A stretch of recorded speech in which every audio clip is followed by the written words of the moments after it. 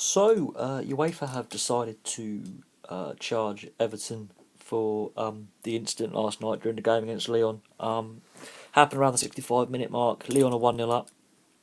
Williams goes for a challenge with the goalkeeper and pushes him, which is a yellow card anyway.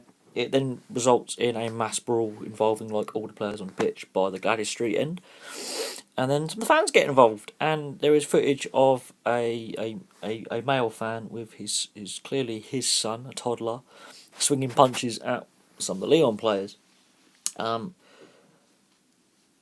UEFA have opened proceedings against Everton, obviously for their fans' misbehaviour, and I'm surprised that they haven't opened proceedings against both Everton and Lyon over their players' misbehaviour. But this incident happened, but this is obviously a darker symptom of what's going on with Everton at the moment. They can't win a game. The fans are getting very frustrated. I've got a few of their fans on my Twitter feed, and they're getting visibly frustrated with the side and the manager.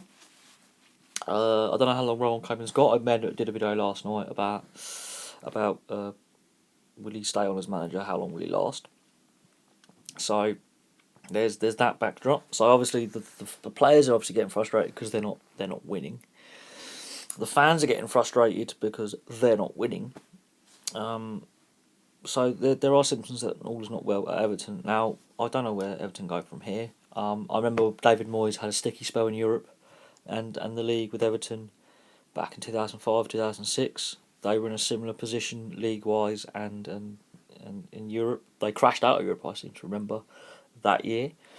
And he was allowed to stay on. He stayed on for many more years after that with the club and did reasonably good things with the club until he went to Man United. Then it went to pot for him. So Everton have been here before, where they've hit rocky roads and patches in form. But obviously the fans have got used to them being higher up the league, with the signings they've made in the last couple of years and the players they have, they're expecting results. They are a long way shy of their glory days in the 80s and 90s. They really are there. They're not close to where they want to be. But yeah, no, UEFA have opened proceedings against them. So what will that entail? Well, when fans misbehave in Europe, such as Celtic, that's another one, who constantly misbehave, and they heard fans get on the pitch and swing kicks at players and stuff, and they just got fines. They got fines.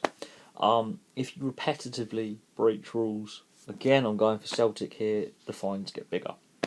And Celtic have been in the dock a lot lately with UEFA, with their fans in Europe misbehaving.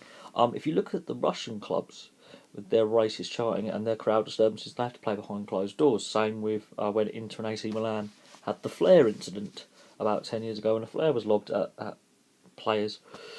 So you won't even have a track record as soon as fans have seen them misbehave. Sod the players misbehaving. As soon as a fan gets involved and misbehaves, they really punish the club. Now, but you look at the steward. The steward does nothing. The steward just stands there. And there's a steward in the video, and it's on my Twitter feed. I've posted it. The steward just stands there and does absolutely soddle. The police obviously were doing soddle. Lyon have been very, very critical of this in their own Twitter feed and on their own YouTube feeds. They posted, and they've not named and shamed the fan, but they posted they placarded his picture all over the French media. So they're not happy. And I'm not going to say French fans are saints, because they're not. I mean, I think European football has a dark side. They say we are the bad boy of European football, but you look at the Dutch fans and the German fans and the Italians and the Spanish and the Russians, and all these other nations have rather nasty hooligan elements. And last night was just a frustrated fan really getting aggy with the away side. I don't think a hooligan's going to take a 2-year-old toddler with him, but there you go. But that obviously happened. UEFA officially, I first saw it when I woke up this morning. I put the news on, and it obviously came out this morning. About 7 hours ago, it was already on Twitter, and it was going all over the internet. 2 hours ago, UEFA officially, this is according to Sky Sports News, officially opened investigation and charged Everton with failure to control their fans. the fact the stewards weren't doing a lot says something. The fact that the police presence obviously is focusing on the Lyon away end and not evenly distributed underground says something. There's issues there. And the fact the fans were allowed to get actually directly interfere with the players is kind of worrying. And this is not the first incident this season. It won't be the last. But this regularly happens when goals are scored, when fouls are committed. This has regularly happened, and I see it every time I watch highlights on the news or match of the day or anything like that.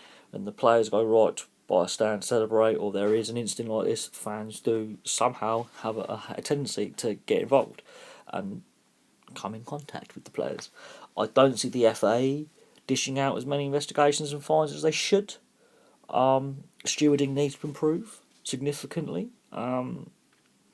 And obviously we've got the World Cup coming up next year, and there's been a lot of warnings about fan misbehaviour. We've got Liverpool, Man United are in groups with Russian clubs.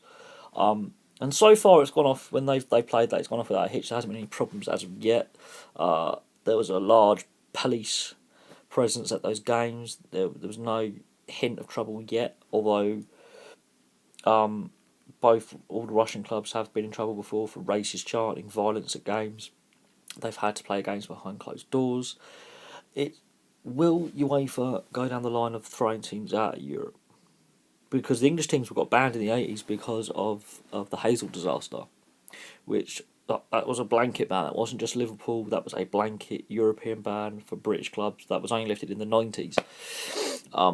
So UEFA have had previous for banning clubs before. And I think the way they dealt with the British thing, they claimed that we had a hooligan problem. Well, actually, yes, we did, but all of Europe had a hooligan problem. And I've seen things since then where the Italian league got suspended for a couple of weeks, and the German leagues, because fans were actually killing police officers and killing each other, like, not that long ago.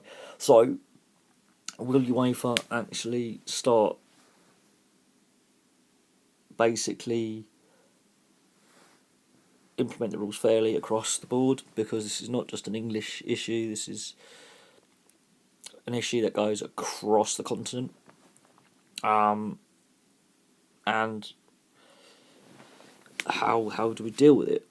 Because Everton itself have got issues. We know this. They're not winning games, they're not performing. The manager's under pressure, the club's under pressure, the players are under pressure. Fine. The incident itself is... To be fair, there could have been 3 or 4 red cards in there. There were raised hands.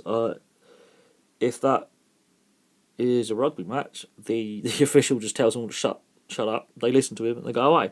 Things with football, they're very aggressive with the officials and they get very much in their face, and they're not as calm when the officials make a point. But UEFA have a track record of fining clubs. I think Everton will get a fine on this one. It's not as if there's a mass pitch invasion or there's mass trouble. Everton have had a recent decent track record with their fans home and away. They're not the worst misbehaving set of fans in this country, so that goes in their favour. They haven't really had problems in Europe before. That goes in their favour. So we'll have to wait and see what comes of this. But it's not good. So UEFA have open proceedings. They have charged them. I'm surprised both sets of players and the clubs weren't charged for failing to control their players, but that's up to the referee's report and what he's given to UEFA after the game when he writes his post-match report, which they have to do. So there's that. So there's some inconsistencies there, but I'll leave that there. Please like and subscribe if you're coming through. Leave comments below, and I'll have another video for you again soon. Thanks for watching.